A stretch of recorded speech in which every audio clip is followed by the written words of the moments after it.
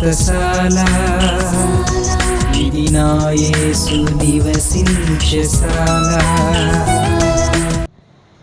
వీరే అవిధేయులు, వీరే దేవునికి భయపడని వారు, వీరే ఇతరుల జోలికి వెళ్ళేవారు, వీరే పాప ప్రపంచం, వీరే అగ్ని వంటి నాలుక కలిగినటువంటి వారు. దేవుని సన్నిధిలో చేరినటువంటి దేవుని బిడ్డలైన మనం సమాధానానికి గుర్తుగా ఉండాలా, మరి గొడవలకు గుర్తుగా ఉండాలా? చెప్పండి.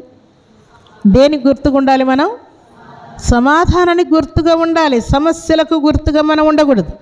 మనం అక్కడ ఉన్నామంటే ఏముండాలి చెప్పండి? సమాధానం ఉండాలి. మనం అక్కడ ఉన్నామంటే ఫలానా వ్యక్తి, ఫలానా స్త్రీ అక్కడ ఉంది అంటే తప్పకుండా గొడవ వస్తుంది. ఫలానా పురుషుడు ఉన్నాడంటే ఇక్కడ తప్పకుండా గొడవ వస్తుంది. అది పెళ్ళైనా, పండగైనా, చర్చ్ అయినా, మీటింగ్ అయినా, పొలమైనా, స్థలమైనా, లేక కాలేజ్ అయినా, ఆఫీస్ అయినా, బిజినెస్ అయినా, ఏదైనా తీసుకోండి. అలాంటి వారు ఎక్కడుంటారో అక్కడ గొడవలు స్టార్ట్ అవుతూ ఉంటాయి. వారు ఇంటి వారిని మనశ్శాంతిగా ఉండనీయరు, వీధిలో వారిని కూడా మనశ్శాంతిగా ఉండనీయరు అనమాట. వీరే అగ్ని వంటి నాలుక కలిగిన వారు. ఎందుకంటే వీరికి దేవుడు అంటే భయం ఉండదు కాబట్టి ఏదేదో ఆలోచన చేస్తూ ఉంటారు. ఏమేమో వెంటగట్టుకుని పోయేవారిలాగా ఉంటారు. ఇతరుల జోలికి వెళ్ళిపోతూ ఉంటారు, ఇతరుల పిల్లల జోలికి వెళ్తూ ఉంటారు, ఇతరుల పొలాల జోలికి వెళ్తూ ఉంటారు, ఇతరుల వివాహాల జోలికి వెళ్తూ ఉంటారు, ఇతరుల ఉద్యోగాల జోలికి వెళ్తూ ఉంటారు, ఇతరుల వ్యాపారాల జోలికి వెళ్ళిపోతూ ఉంటారు. వీళ్ళకి సంబంధం లేదు. అయినా కూడా వీరిలో ఉన్నటువంటి అపవాదిని వారిని ఊరకుండనీయకుండా సమస్యలు సృష్టిస్తూ ఉంటారు. ఇట్టివారే శాపగ్రస్తులు, ఇట్టివారే దేవుని యొక్క ఉగ్రతకు గురయ్యేటువంటి వారని వ్రాయబడింది. దేవుని సన్నిధిలో చేరిన దేవుని బిడలమైన మనం ఈ మాట జ్ఞాపకం చేసుకుంటే, భక్తులు దేవుడు శ్రమపరిచిన తర్వాత వారి రూట్లోకి వచ్చారంట. ప్రభువా, ఎవరితో నాకు అవసరం లేదు, ఎవరి ప్రాబ్లమ్స్ నాకు అవసరం లేదు, నా ప్రాబ్లమే నాకు ఎక్కువైపోయిందయ్యా. నా భార్యతో ప్రాబ్లం, నా భర్తతో ప్రాబ్లం, నా పిల్లలతో ప్రాబ్లం, నా పొలంతో ప్రాబ్లం, నా ఉద్యోగంలో ప్రాబ్లం, నా బిజినెస్లో ప్రాబ్లం, నా ఆత్మీయ జీవితంలో ప్రాబ్లం. ప్రార్థన చేయలేను, స్తుతించలేను, మందిరానికి వెళ్ళలేను, అర్పణ ఇవ్వలేను, నిన్ను స్తుతించలేను, నీకు సాక్ష్యం పలకలేను, నీ మాట ప్రకారం జీవించలేను, అసలు పరలోక రాజ్యానికి వెళ్తానో లేదో కూడా తెలియదు, నా పరిస్థితి అయోమయంగా ఉంది. కాబట్టి వేరే వాళ్ళ సంగతులు నాకు వద్దయ్యా, నా వరకు నన్ను, నా కుటుంబాన్ని సరిచేయి అని దేవుణ్ణి వేడుకునేవారు ఎవరంటే, తల నిండా సమస్యలు ఉన్నవారు దేవుణ్ణి వేడుకుంటారు. ప్రియుల, ఏమీ సమస్యలు లేని వారు ఏం చేస్తుంటారంటే, వాళ్ళ మీదకి పోదామా, వీళ్ళ మీదకి పోదామా, ఇక్కడ పోదామా, అక్కడ పోదామా, ఆ సమస్యన ఈ సమస్యన వెతుకుతూ ఉంటారు వీరు. ఎందుకంటే దేవుడు సమాధానం ఇచ్చినందుకు, ఆరోగ్యం ఇచ్చినందుకు, నెమ్మది ఇచ్చినందుకు ఇలాంటి పనులు చేస్తూ ఉంటారు.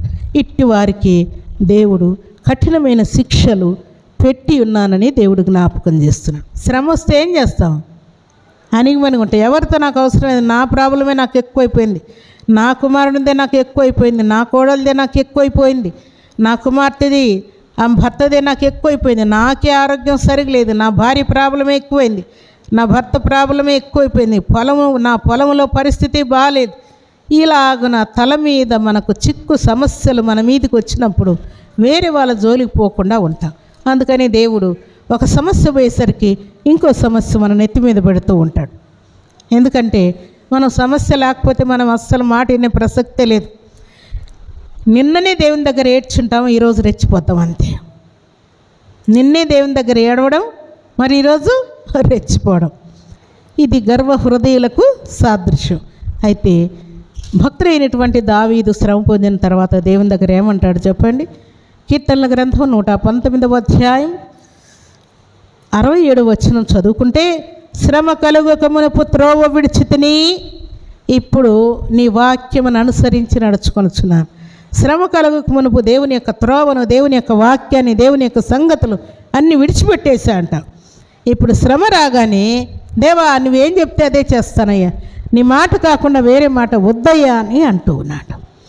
దేవుని సన్నిధిలో చేరినటువంటి దేవుని బిడ్డలమైన మనం నిత్యము దేవుడు మనకు ఎందుకు శ్రమలు పంపిస్తూ ఉన్నాడు అని అంటే, మనం దేవుని మాట వినడానికే దేవుడు శ్రమలు పంపిస్తున్నాడు. మనము దేవుని మాట వింటూ అనేకులను దేవుని మాట వినేటట్టుగా మనం చేయాలని దేవుడు ఆజ్ఞాపిస్తున్నాడు. అది మనకొక్కరికే కాదు ప్రియులారా, మనల్ని ఒక్కటే ఏడిపించడం, మనల్ని ఒక్కరినే దేవుడు బాధ పెట్టడం కాదు. దేవుడు కూడా ఏం చేయబడ్డాడు చెప్పండి? శ్రమపరచబడ్డా లేదా? నిశ్చయముగా దేవుడు కూడా శ్రమ పొందాడు. దేవుడు శ్రమ పొంది శ్రమల వలన ఆయన కూడా విధేయత నేర్చుకున్నాడంట. చూడండి, ఆ మాట చదువుకుందాం. హెబ్రీయులకు రాసిన పత్రిక 5వ అధ్యాయం 7-8 వచనాలు చదువుకుందాం.